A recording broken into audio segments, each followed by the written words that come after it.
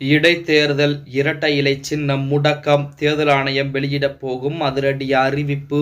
நண்பர்களே, நம்ம போடக்கூடிய வீடியோக்கள் உங்களுக்கு பிடிச்சிருக்கு அப்படின்னா ஒரு லைக் பண்றதுக்கு மட்டும் மறந்துடாதீங்க.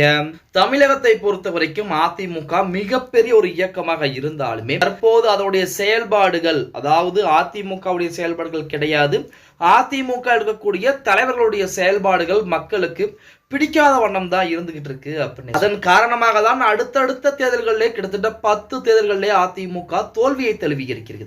இப்படிப்பட்ட ஒரு சூழ்நிலையில் ஒரு காலத்திலே அதிமுகவுடைய இரட்டை இலை சின்னம் எங்கே இருக்கிறது, யார் வேட்பாளர் எல்லாம் பார்க்க மாட்டாங்க, இரட்டை இலை சின்னம் எங்கே இருக்கிறது அப்படின்னு பார்த்துதான் வாக்களித்த காலம் என்பது இருந்தது. ஆனா இப்ப இரட்டை இலை சின்னம் முதல் இடத்திலே இருந்தாலும் கூட வாக்களிக்க மறுக்கிறார்கள் தமிழக மக்கள் அப்படின்னு சொல்லணும். ஏன்னா அத்தனை சின்னங்கள், மற்ற சின்னங்கள் புறம் பிரபலமாயிருச்சு. உதயசூரியன் ஆகட்டும், மற்றது புறம் பிரபலமாயிருச்சு. அதிமுகவுடைய இரட்டை இலை சின்னம் என்பது கொஞ்சம் கொஞ்சமா படிப்படியா மக்கள் மத்தியிலிருந்து குறைந்து கொண்டே வருகிறது. அதன் காரணமாகத்தான் வாக்கு சதவீதம் என்பது கடந்த தேர்தலுக்கும் இந்த தேர்தலுக்கும் இடையே பாத்தீங்கன்னா வாக்கு சதவீத விழுக்காடு என்பது இருக்கிறது அப்படின்னு சொல்லலாம்.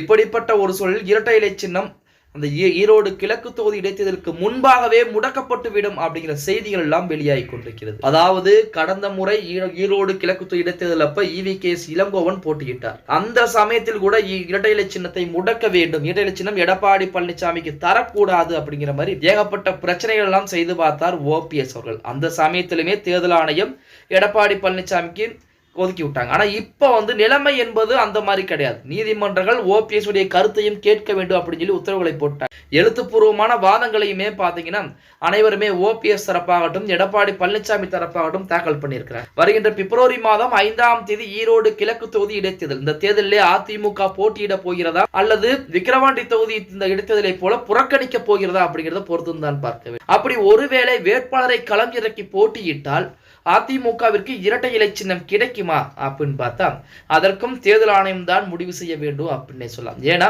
ஆல்ரெடி வழக்குகள் என்பது நிலுவையிலே போய்கொண்டிருக்கிறது, தேர்தல் ஆணையத்திலும் பிரச்சனை என்பது போய்கிட்டு இருக்கிறது. அப்படிப்பட்ட ஒரு சூழ்நிலையில் ஈரோடு கிழக்கு தொகுதி இடைத்தேர்தலுக்கு முன்பாக இரட்டை இலை சின்னத்தினுடைய வழக்கிலே தீர்வுகள் என்பது காணப்படவில்லை. அப்படி தீர்வு காணப்படவில்லை என்றால் கண்டிப்பாக அதிமுகவிற்கு சின்னம் ஒதுக்குவதிலே மிகப்பெரிய பிரச்சனை என்பது வரக்கூடும் அப்படின்னு கூட சொல்ல. ஆகமத்தில் OPS அவர்கள் என்ன சொல்கிறார் அப்படின்னு பார்த்தோம்னா அதிமுகவுடைய சின்னம் இரட்டை இலை சின்னம், அதாவது எடப்பாடி பழனிசாமி கொடுக்க கூடாது.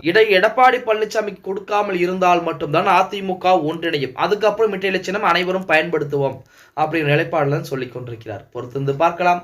ஓகே கைஸ், வீடியோ பிடிச்சிருந்தா மறக்காம ஒரு லைக் பண்ணி விட்டுருங்க. அப்படின்னு வீடியோ ஃப்ரெண்ட்ஸ் அண்ட் ஃபேமிலிக்கும் ஒரு ஷேர் பண்ண மறந்துடாதீங்க.